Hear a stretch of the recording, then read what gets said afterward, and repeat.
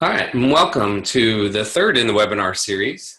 This week is Philanthropy Doesn't Scale. And we'll talk about how where this idea comes from that philanthropy solves all problems and show how there are other solutions. All right, so before we do that, let me explain a little bit on who I am. Everyone calls me Looney. I am a serial entrepreneur for the last 25 years.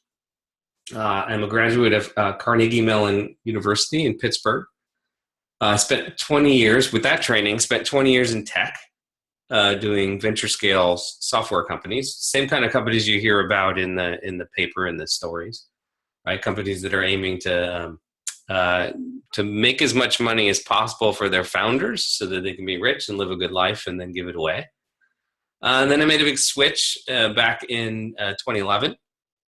I started hanging out in the back of this business school that teaches a different philosophy.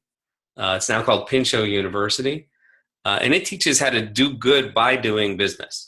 We'll talk about that a little bit later. And from that learning, I started my latest company, which is Fledge. Fledge is the Conscious Company Accelerator. We help mission-driven for-profits. So these are companies that do good in the world by doing business. And then this year, we announced that a partner and I, partners on the call here, is spinning up Aviary, which is a seed fund for impactful startups. All right, today we're going to start with this guy. If you don't recognize him, this is Andrew Carnegie from Carnegie Mellon and other places. He is historically the world's richest American, and maybe the world's richest businessman. Right, world's richest person who wasn't a monarch. This is back in the 1880s. He came up with this model, and the model is get rich, use any means possible. He was one of the robber barons. He was in the era of 1880s, 1890s, before the unions, in the ages of the early age of the trusts and the railroads. And so when we say by any means possible, get rich. He was running companies where if the workers struck, he would hire the Pinkertons to beat them up or kill them. So that's how far he would go to get rich. All right, and he got rich. He had something between 100 billion and $200 billion in modern dollars. And then he had this idea once he got super rich, near the end of his life, was to take those winnings, take those riches, and put them into what we would now call a foundation. And then have that foundation make gifts or make grants, right? What we'd call grants, right? And today the law is that a foundation has to give away at least 5% of its endowment per year. But big foundations, the ones that have billions of dollars, make more than 5% per year. So they can last forever. They can be perpetual. All right, so how did he make this fortune? Well, he's the founder of Carnegie Steel, which you probably don't recognize, but in 1902, J.P. Morgan merged Carnegie Steel with Federal Steel and a few other steels and created a company that still exists called United States Steel, or U.S. Steel. And this is all done. U.S. Steel got founded in 1902. So we're talking about 110, 114 years ago on when this happened. And so when Carnegie had his big exit in 1902, he turned around and he had to figure out what to do with it. And what he did was create, at the time, trusts and corporations, because there wasn't anything known in the books as foundations. And so the biggest of these is the Carnegie Corporation of New York, right? And you can see it doesn't say foundation on there. It doesn't even sound like a nonprofit, but that's what it's called. But that's not the only one he set up. He set up the Carnegie Endowment for International Peace. He set up the Carnegie Trust to fund the schools in Scotland. He was born in Scotland. He set up my alma mater, Carnegie Tech, which is now Carnegie Mellon. Mellon being another banking family. He has the Carnegie Hero Awards, and that's what the medal actually looks like. Carnegie Institute for Science and more. He didn't set up one foundation. He set up a whole series of foundations that all still exist, right? Almost 100 years after his death. So the point here is this idea of get rich and then give it away is an invention, right? It's not an invention like you can hold in your hand. It's not an invention, like the assembly line. or the computer or anything like that. It's an idea, but it is an idea that someone had to have first. And the first person to come up with this idea and implement it was Andrew Carnegie in about 1902. And just be clear, so if you went back in a time machine to 1880, when there were tons of millionaires and even some billionaires building railroads, and you said that when you die, you give away your money, they would just laugh at you. If you told J.P. Morgan, who was the biggest banker at the time, who was able to, so rich he could bail out the United States a few times, if you told him that when he died, he's supposed to give away all his money, he would laugh at you. And he would have laughed at you in the 1920s. Right? So this idea that poverty, hunger, global health, and all these big global issues are issues that need to be solved by foundations, you can't have that idea until you have the idea that there are foundations. And that idea dates back to 1902. And therefore, this idea of foundations solve the world's problems are a 20th century idea. That you can't really do this before Carnegie does what he does. And he was able to get Rockefeller to do the same thing. And from those two, who were the two richest men of history by then, they got a bunch of other entrepreneurs to do the same thing as well, and so forth. And so today, this is a normal idea. So speaking of normal ideas, let's look at two iconic Seattle companies to do a head-to-head comparison between the nonprofit world and the for-profit world, just to see how this is playing out. All right, so for the for-profit world, we're going to start with a company founded by a college dropout. Right? You probably recognize that face. What you may not know is that he saw this magazine in 1975. Right? So on the cover of this magazine is this computer here. Right? It's the Altair 8800. It is the first personal computer. Right? Arguably, it's a murky world here, but it's basically the first personal computer. You could buy it as a kit. You could bring it home. It was like $2,000 in 1975 dollars. It wasn't cheap. And that's the whole computer and the whole interface. This is a computer without a keyboard. It doesn't have much memory. It doesn't do a whole lot. You program it by flipping the switches on the front. And so he saw this, and crazy enough, saw this as the next big thing. Saw this as his huge opportunity to go be the next Carnegie and be rich. And strangely enough, what came to mind for Bill there on what this computer needed wasn't a keyboard or a screen. What he thought it needed was a computer programming language. And one had just been invented up at Dartmouth called BASIC. He knew what it was and how it worked. And so he coded up the BASIC compiler for the Altair MIPS, right? And founded a company on that. Later on, it's actually a few years later on, the company started doing operating systems, and then years after that started doing word processors and Office software, and turned into the Microsoft we know today. Right? During that 25-year run, when Bill Gates took his idea of a basic compiler for a computer with no keyboard, all the way up to the modern world of Windows and Office and Azure and whatnot, Microsoft was the largest company in the history of mankind. It was the number one company. This is back when Apple was still struggling. And even today, it's number 3 or number 4. It is a humongously powerful and rich company. All right, so that's the for-profit side. On the nonprofit side, I'm going to talk about a company that's also started by a college dropout and is also the largest of its kind in the nonprofit world. What's crazy about this is it doesn't have any customers, right? It's a nonprofit. It's a foundation, and so it doesn't actually sell anything. Its sole existence is to give away money, right? It happens to be founded by the same guy. He's a little older, a little wiser, and it's the Bill and Melinda Gates Foundation. Right. So what makes the Bill and Melinda Gates Foundation the biggest of its kind? Well, it has an endowment right now of $40 billion. Right. The chart on here looks small, but I'm going to say that again, $40 billion, billion with a B. That's how much money they have sitting in their accounts, managed by a whole lot of really powerful investment advisors. They have 5 or 6 of them. They're paid $6 million a piece, and they consistently earn more than 10% return on that $40 billion. That's not all the money they have, because every year Bill Gates hands them some Microsoft stock. Last time it was about $1 billion worth of stock. And his friend Warren Buffett, who's third or fourth richest person in the country, also hands the Bill and Melinda Gates Foundation about $1 billion a year. The only difference is that Warren Buffett tells them to spend it all. Right? His money is invested in Berkshire Hathaway, which is, again, top 5 richest company in the country. All right, so $40 billion is what makes Bill and Melinda Gates Foundation rich, but Microsoft in 2015 earned $93 billion in revenues.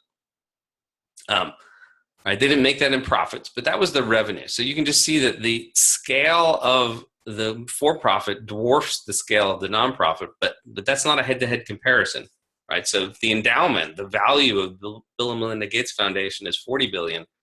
The value of Microsoft is its market cap, right? The share price times the number of shares outstanding. And at the end of 2015, that was $450 billion. When I checked yesterday, it dropped a little bit. It's $440 billion now. Same difference. So it's more than a factor of 10 larger on the for-profit side than the nonprofit side. And the Bill and Melinda Gates Foundation is a large shareholder of Microsoft now because Bill's been handing them shares. So these two are linked in terms of value. But what I want to get across here is the massive scale between the two companies that were started by Bill Gates. The nonprofit is 1/10 the size at best, right?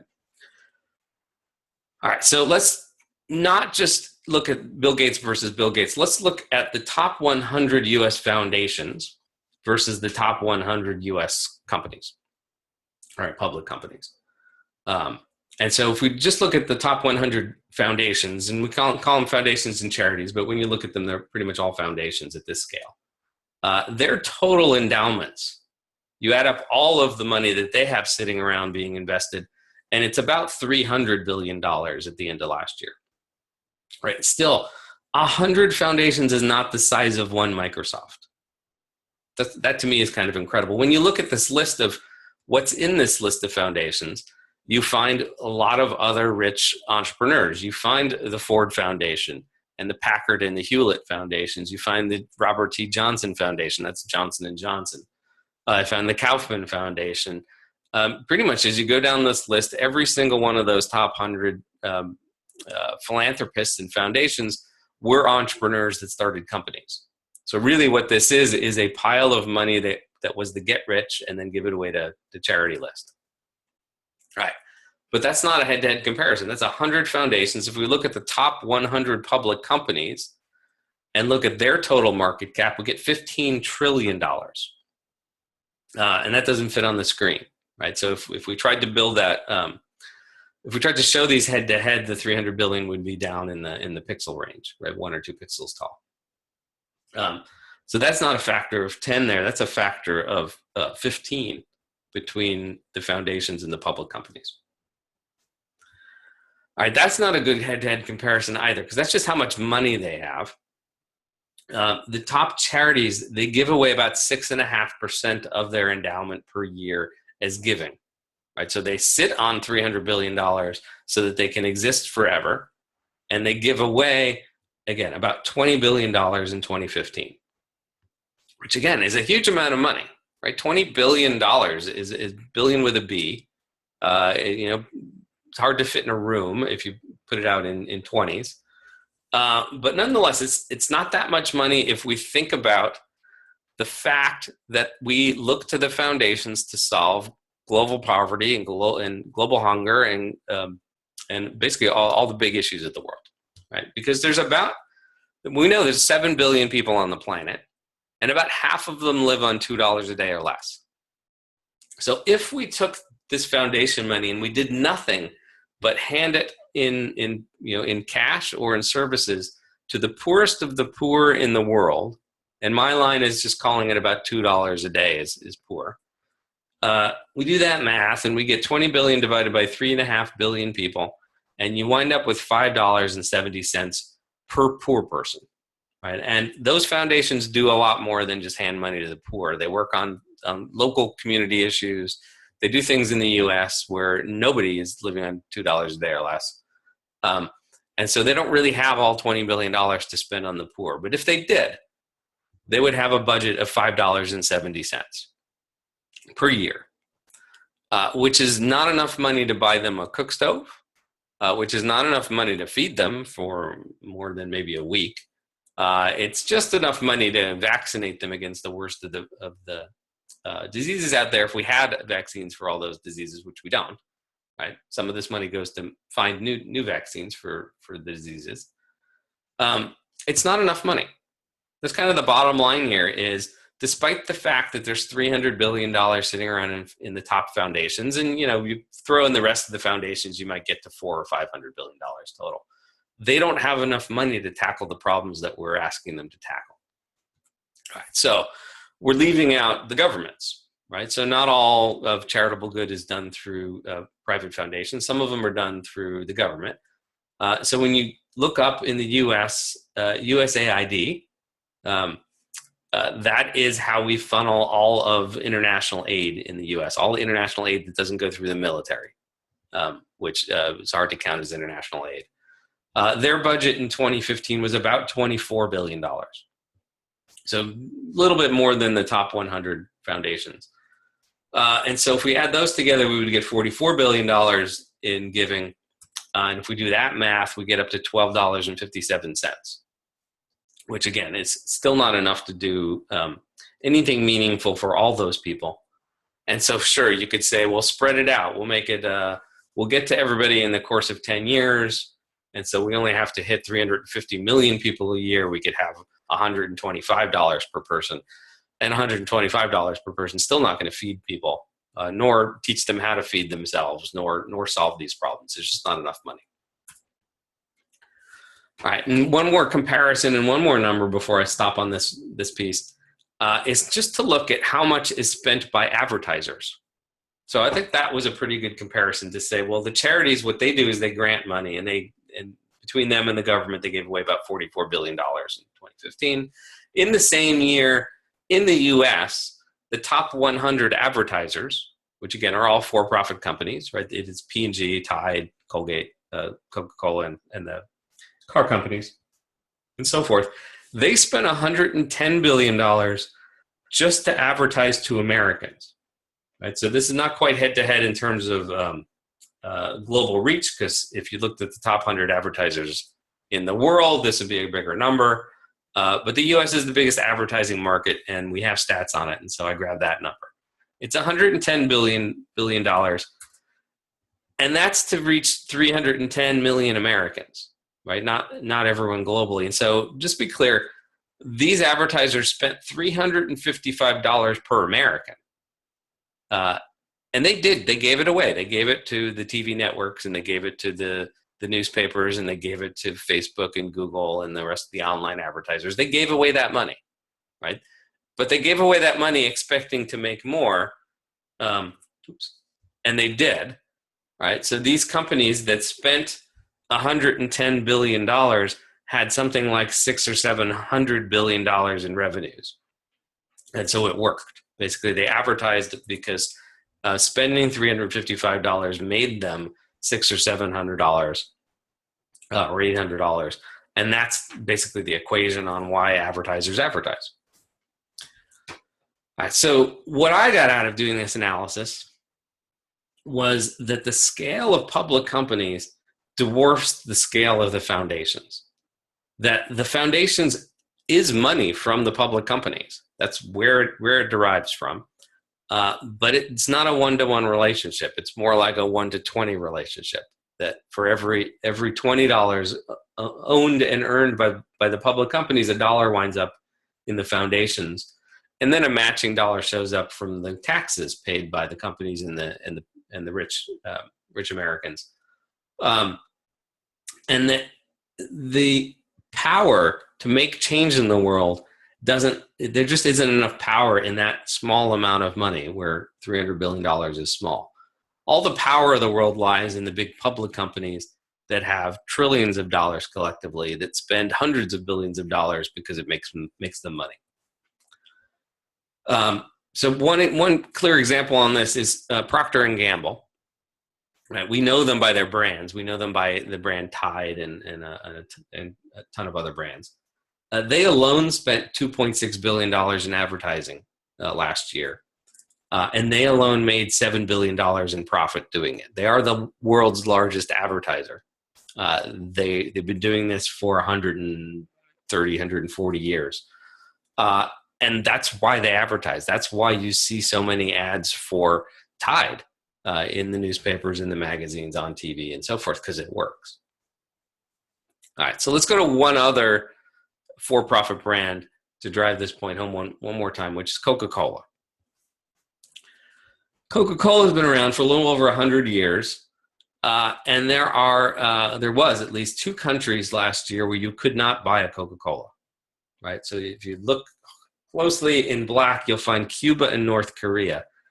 Everywhere else on the planet, you can buy this product, right? And we'll just talk about Coca-Cola, the sugary caramel-colored drink. Right, the company does more than that now.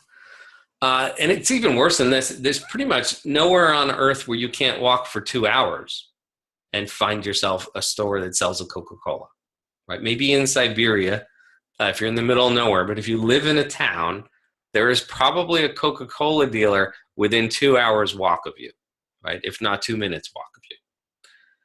And the question is, how do they do that, right?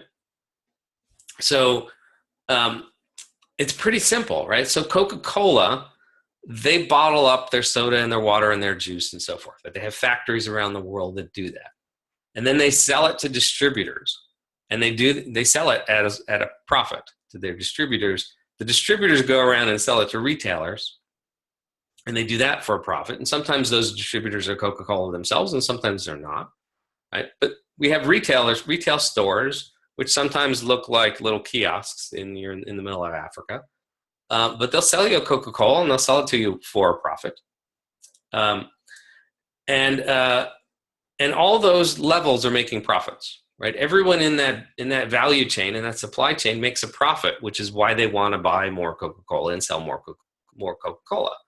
Right? So the company at the top of this chain has been reinvesting the profits of this business for 130 years to the point where there's nowhere else they can expand to except Cuba and North Korea, which North Korea doesn't want them, and Cuba will have them this year.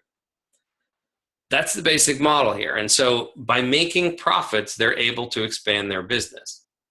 And there's nothing novel about that. There's lots of companies that have been able to do that globally. I used Coca-Cola instead of Tide because you can buy your laundry soap pretty much everywhere in the world as well, but they're different brands. They're not called Tide everywhere. So the analogy doesn't quite work as well. They are all owned by Procter and Gamble or Unilever, but it's not as ubiquitous a brand as Coca-Cola. This said, what we're not going to see is the Coca-Cola company solving world hunger.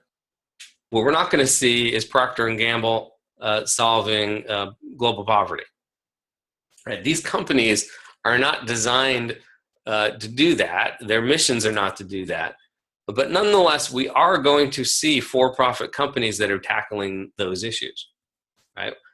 What people often overlook when they think about companies like Coca-Cola and Ford and GE and AT&T and so forth, is that those were small startups. They were just small startups in the late 1800s. Right, so Procter and Gamble is that logo on the left. They're a company that got founded in 1832 making soap. Right, but it got started by 2 guys, Procter and Gamble. Those are names of 2 people. Who sat down and said, we should make a soap company. They didn't envision their soap company would be this global company spending billions of dollars on advertising. They hoped to sell a lot of soap, but they didn't think it would be that much soap.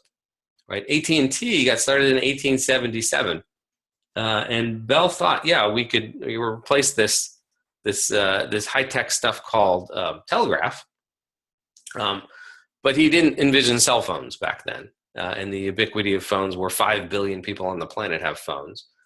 Coca-Cola got started in one shop in 1886. GE, well, at least that one was a little bit bigger. That was Thomas Edison with one factory and one generator back in 1892. Fascinating here, we're talking about dates. Ford had his successful company founded in 1903, which is a year after Andrew Carnegie was already a 100 billionaire, right? And this has been going on into our age. And so we think of credit cards as a ubiquitous, always been around item. But Bank Americard was invented in the 50s, right? And the one or two cards before that came up in the 50s. That technology and that idea of money is plastic, and you spend your money on credit is not that old. And I live in Seattle, and so there's the joke was that there used to be a Starbucks on both ends of the building because you had to have a Starbucks everywhere. Now they're just across the street from each other. Starbucks got started in 1971, but it really didn't take off until the 90s when Howard Schultz bought it. It's a new company. It's still a fast-growing company where they open a store a day, right? These are all companies. And companies get big if you give them enough time and you give them enough profits, right? And so we will see the next wave of these companies in 100 years that do decide to tackle those big problems of the world and tackle them by making profits and reinvesting the profits into the companies. Now, these webinar series are brought to you by Fledge. Fledge happens to work with companies like this. We have 55 graduates so far, and they are all tackling big issues. We have companies that are tackling poverty by teaching farmers how to grow chickens, taking existing farmers and distributing their goods in bigger markets so that they make more money per product. We have companies that are solving, we have companies that are solving issues of the unbankable. Right, we have a huge swath of the people in the world who don't put their money in a bank, who live in countries where the banks charge you money to deposit your money in the bank and to take it out. And so we have companies like Nsumbuko in Uganda that are automating the saving and credit co-ops that exist to try and get them modernized and put them on mobile phones and put them in the cloud. We have two companies that do cook stoves, because unfortunately 1 billion people on the planet still cook on what's called 3 stones, filling their house with smoke, literally burning an open fire on 3 stones. And there's lots of other companies. You can come to the Fledge website and see what else we're doing. But in general, these are all companies that have a mission to solve a real problem, and that mission is embedded in a for-profit company. And these companies are proving it possible to make money by solving real problems of the world. And this webinar series is also brought to you by Aviary, which is an impact seed fund that exists to provide the capital to get those companies going. You can come to aviary.vc to see more details about what we're doing there. And then before I open this up to questions, we're going to talk next week. I got the wrong one on there. We're going to talk next week about how philanthropy and investing are actually two sides of the same coin. How giving away your money is actually on the spectrum of making money. How they're related and what it is to be in between that. And then 2 weeks from today, we're going to talk about investing in Africa, because a lot of people seem to be afraid of that thought and seem to think it's really hard and complicated and scary. And so I'll be telling some stories about investing in Africa, being on the street in Africa, talking to entrepreneurs, what their needs are, and how it's not as scary as you think. And so with that, I shall